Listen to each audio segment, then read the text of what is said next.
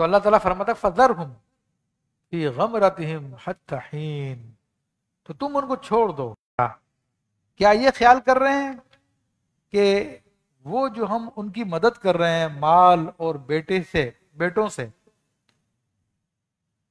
یعنی یہ جو لوگ کفر میں گمراہی میں مبتلا ہے، ان کا یہ خیال ہوتا ہے کہ اگر ہم گمراہ ہوتے تو اللہ تعالیٰ اپنی نعمتوں کو روک لیتا، مگر اللہ فرما رہا ہے کہ نہیں، ہم اپنی نعمتیں نہیں روکتے ہیں، یہ ان کی گمراہی کا اور سبب بنتی ہے۔ تو کہا کہ وہ اس خیال میں مبتلا ہیں کہ ہم صحیح ہیں کیونکہ اللہ تعالیٰ ہمیں مال بھی دے رہا، ہمیں بیٹی بھی دے رہا، نسارع لہم فی الخیراتی، یہ جلد جلد ان کی بھلائیاں دیتے ہیں، یعنی جو نیک اعمال وہ کر رہے ہیں دنیا میں ان کو ان کا بدلہ دے رہے ہیں، بل لا یشعرون، حقیقت میں وہ عذاب میں، لیکن ان کو پتہ نہیں چل رہا، حقیقت میں وہ اللہ تعالیٰ سے دور ہو چکے ہیں مگر ان کو پتہ نہیں چل رہا۔ ہوتا بھی یہی ہے، استدراج بھی اسی کا نام ہے۔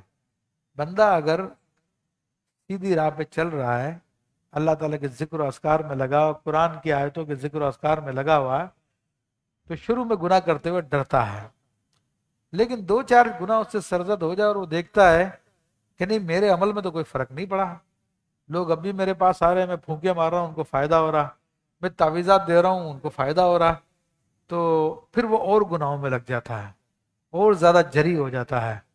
وہ کہتا ہے کہ نہیں میرے پاس تو مال پہلے سے زیادہ آ رہا ہے، میرا تو اب کام پہلے سے زیادہ چل رہا ہے، تو اور زیادہ گمراہی میں چلا جاتا ہے۔ مگر اللہ تعالیٰ فرما رہا ہے بل لا یشعرون، ایسے لوگ سمجھتے نہیں ہیں، یہ سمجھتے کہ ہم اللہ سے قریب ہو رہے ہیں، حالانکہ اللہ سے بہت دور ہو چکے ہوتے ہیں۔ ان الذین هم من خشیت ربهم مشفقون، اور بے شک وہ جو اپنے رب کے ڈر سے سہمے ہوئے ہیں۔ اب اللہ تبارک و تعالیٰ مومنوں کی بات کر رہا ہے، منافقوں کی کافروں کی بات تو بیان کر دی کہ گناہ بھی کرتے ہیں مگر بڑے جری ہوتے ہیں اور سمجھتے ہیں کہ ہم ٹھیک ہیں، اور جبکہ اہل ایمان ہوتے ہیں ان کا کیا حال ہوتا ہے؟ اللہ فرما رہا کہ وہ جو اپنے رب کے ڈر سے سہمے ہوئے ہیں، یہ اللہ سے ڈرتے ہیں۔ جب بعض لوگوں نے عجیب منطق لگائی ہے، وہی تصوف کے نام پہ گمراہ کرتے ہیں کہ بھئی جی اللہ تعالیٰ کی فضل کی باتیں کرو، محبت کی باتیں کرو، ڈر کی باتیں نہ کرو۔ حالانکہ قرآن میں ڈر بھی بیان کیا گیا ہے، قرآن میں محبت بھی بیان کی گئی ہے۔ تم ایک چیز لے رہے ہو دوسری کی چیز کو چھوڑ رہے ہو تو تم انہی لوگوں میں شامل ہو گئے ہو کہ جو بعض پہ ایمان رکھتے بعض کو چھوڑ دیتے ہیں۔ اسی طرح تو اللہ تبارک و تعالیٰ نے ان کے بارے میں بیان کر دیا۔ خود اللہ کے نبی صلی اللہ تعالیٰ علیہ وسلم فرماتے ہیں کہ انا اخشاکم باللہ، اخوفکم باللہ، میں تم میں سب سے زیادہ اللہ کا خوف رکھنے والا ہوں۔ تو اللہ کا خوف رکھنا تو بڑی ایمانداری کی بات ہے۔ تو جو مومن لوگ ہوتے ہیں وہ ڈرتے ہیں، اور یہ بڑا فرق ہے۔ اور جو گمراہ ہو چکے ہوتے ہیں، جو پٹری سے اتر چکے ہوتے ہیں، وہ نمازی بھی نہیں پڑھ رہے ہوتے، پھر بھی بڑی امیدیں لگا کے بیٹھے جی اللہ معاف کرے گا، اللہ تو بڑا رحیم ہے، بڑا کریم ہے، اور بھی دیگر گناہوں میں مبتلا ہوتے ہیں، ارے کوئی مسئلہ نہیں ہے، وہ ہم سے کیا انتقام لے گا، ہم تو اس قابل ہی نہیں ہیں۔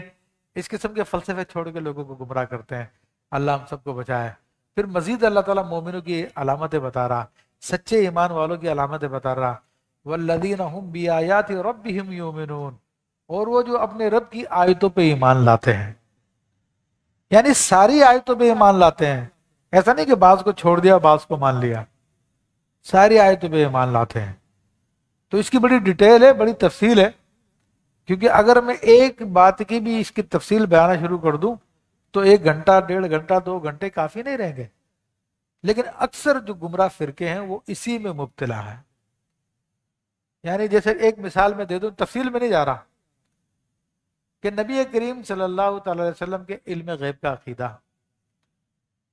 مسلمانوں کی اکثریت پوری دنیا میں ہے، ان کا عقیدہ کہ آپ علیہ الصلوۃ والسلام کو اللہ کے عطا سے علم غیب ہے۔ تو قرآن مجید فرقان حمید میں بعض آیتیں وہ ہیں جن میں فرمایا کہ علم غیب کسی کے پاس نہیں، اللہ تعالیٰ کے پاس ہے، اور بعض آیتوں میں واضح لفظوں میں فرمایا گیا کہ اللہ تعالیٰ اپنے پسندیدہ رسولوں میں سے جس کو چاہے علم غیب عطا فرماتا۔ تو اب دونوں آیتیں ہوئی، دونوں پہ ایمان رکھنا پڑے گا نا۔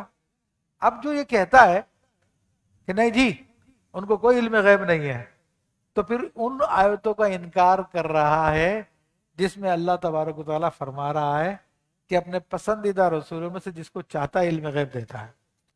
تو یہ ہے. اور جبکہ ہم اہل سنت ہم دونوں آیتوں پہ ایمان رکھتے ہیں.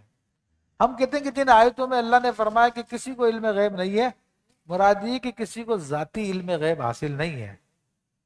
اور جن آیتوں میں فرمایا کہ اپنے پسندیدہ رسولوں میں جس کو چاہتا دیتا ہے، تو اس کا مطلب یہ ہے کہ رسولوں کو اگر دیتا ہے تو وہ اللہ کی عطا ہوتی ہے، ان کا ذاتی نہیں ہوتا. ذاتی صرف اللہ کا ہے اور ان کو رسولوں کو عطا ہے. اور بھی بہت سارے فرق ہیں. یہ ایک مثال میں نے آپ کو بیان کی ہے. اسی طرح لوگ جو ہے نبیوں کی، اولیاء کی، علماء کی شفاعت کا انکار کرتے ہیں. تو میں صرف سمجھانے کے لیے 2 مثالیں دی، ڈیٹیل میں نہیں گیا ہوں میں، ورنہ ٹائم بہت ہو جائے گا. کہ یہ مومن وہ ہے جو اپنی رب کی آیتوں پر ایمان رکھتے ہیں. تو وہ میں نے بتا دیا، یعنی ساری آیتوں پہ ایمان رکھتے ہیں. ٹھیک ہے نا. پھر فرمایا کہ والذین هم بربهم لا یشرکون، اور جو اپنے رب کے ساتھ شریک نہیں کرتے. سبحان اللہ، سبحان اللہ. یہ بھی مومنوں کی خاص علامت بیان کرتی ہے کہ وہ اپنے رب کے ساتھ کسی کو شریک نہیں کرتے. اور یہی اہل سنت کا عقیدہ ہے کہ اللہ کے جو ولی ہیں وہ اللہ کے بندے ہیں، وہ سب کے سب اللہ کے حکم کے محتاج ہیں، کوئی خدا کے ساتھ شریک نہیں ہے. الحمدللہ رب العالمین.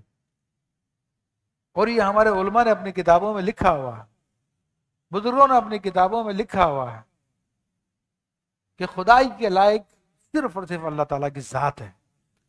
اگر کوئی کسی شخص کے بارے میں معاذ اللہ حلول کا عقیدہ رکھتا ہے یا کسی شخص کو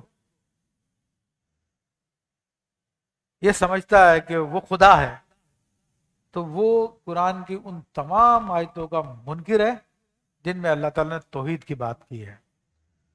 کیونکہ اب تو ایک خدا کہاں ہوا؟ ایک مرید نے اپنے پیر کو جانا کہ اس میں خدا کی تجلی ہو رہی ہے، ظہور ہو رہا ہے. دوسرا ایک مرید ہے وہ ہندوستان میں بیٹھا، وہ کہتا نہیں میرے پیر کے اندر خدا کی تجلی ہو رہی.